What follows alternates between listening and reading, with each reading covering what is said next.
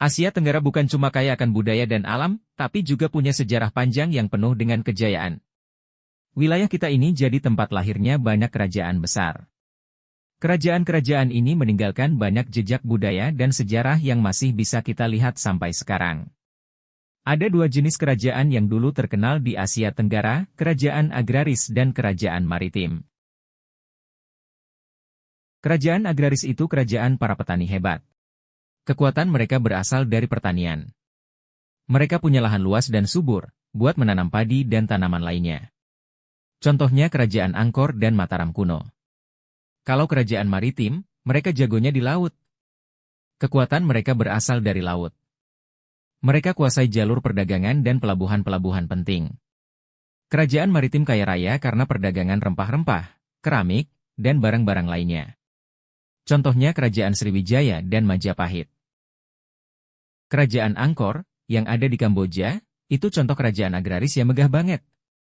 Kerajaan ini berdiri sejak abad ke-9 dan mencapai puncak kejayaannya pada abad ke-12. Kerajaan ini terkenal karena sistem irigasinya yang canggih.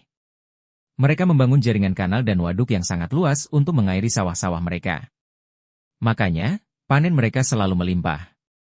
Berkat sistem irigasi ini, mereka bisa menanam padi 2 hingga 3 kali setahun, yang sangat jarang terjadi pada masa itu.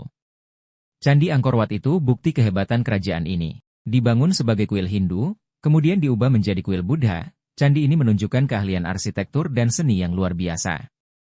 Candi ini terbesar di dunia.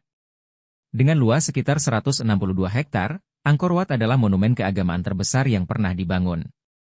Setiap sudut candi ini dipenuhi dengan ukiran yang menceritakan kisah-kisah epik dari mitologi Hindu dan Buddha. Kalau kerajaan Mataram kuno, yang ada di Pulau Jawa, juga kerajaan agraris yang kuat. Kerajaan ini berdiri pada abad ke-8 dan terkenal dengan sistem pertaniannya yang maju. Kerajaan ini terkenal karena pertaniannya yang maju dan seni ukirnya yang indah. Mereka juga memiliki sistem irigasi yang canggih untuk mendukung pertanian mereka. Candi Borobudur dan Prambanan itu bukti kehebatan mereka. Borobudur adalah candi Buddha terbesar di dunia, sementara Prambanan adalah kompleks candi Hindu terbesar di Indonesia.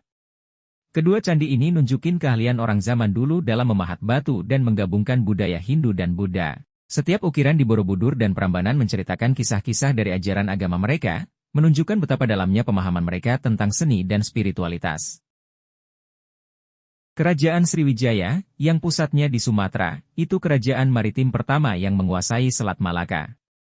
Kerajaan ini berdiri sekitar abad ke-7 dan menjadi kekuatan besar di kawasan Asia Tenggara. Mereka menguasai jalur perdagangan antara India dan Cina. Jalur ini sangat penting karena menghubungkan dua peradaban besar, dan Sriwijaya memanfaatkan posisi strategisnya untuk mengontrol perdagangan. Sriwijaya jadi pusat perdagangan dan tempat belajar agama Buddha. Banyak biksu dan pelajar dari berbagai negara datang ke Sriwijaya untuk belajar dan berdagang, menjadikan kerajaan ini pusat kebudayaan dan ilmu pengetahuan. Karena kekuatannya di laut, Sriwijaya bisa menguasai wilayah yang luas dan berteman sama kerajaan-kerajaan lain di Asia Tenggara. Mereka membangun hubungan diplomatik yang kuat dan sering mengirim utusan ke negara-negara tetangga. Kalau kerajaan Majapahit, pusatnya di Jawa Timur, kerajaan maritim terbesar di Nusantara. Berdiri pada abad ke-13, Majapahit mencapai puncak kejayaannya di bawah pemerintahan Hayam Wuruk. Kerajaan ini berjaya ketika dipimpin oleh Hayam Wuruk dan Mahapatih Gajah Mada. Mereka berhasil menyatukan banyak wilayah di Nusantara dan memperluas pengaruh Majapahit. Majapahit menguasai jalur perdagangan di seluruh Nusantara dan sekitarnya. Mereka juga dikenal karena armada laut yang kuat dan kemampuan mereka dalam mengelola perdagangan internasional. Kerajaan agraris dan maritim membentuk sejarah dan budaya Asia Tenggara. Mereka menciptakan fondasi yang kuat untuk perkembangan wilayah ini. Kerajaan agraris bangun candi-candi megah dan mengembangkan pertanian yang maju. Mereka menciptakan sistem irigasi yang canggih dan teknik bercocok tanam yang efisien. Kerajaan maritim menghubungkan Asia Tenggara dengan dunia luar lewat perdagangan. Mereka menguasai lautan dan menciptakan jaringan perdagangan yang luas. Kerajaan agraris bergantung pada tanah dan pertanian, sedangkan kerajaan maritim bergantung pada laut dan perdagangan. Mereka memiliki peran yang berbeda namun saling melengkapi.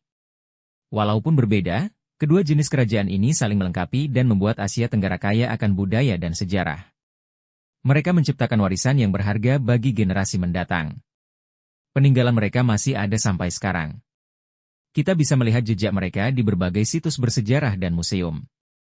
Warisan ini mengingatkan kita akan kejayaan dan kebijaksanaan nenek moyang kita.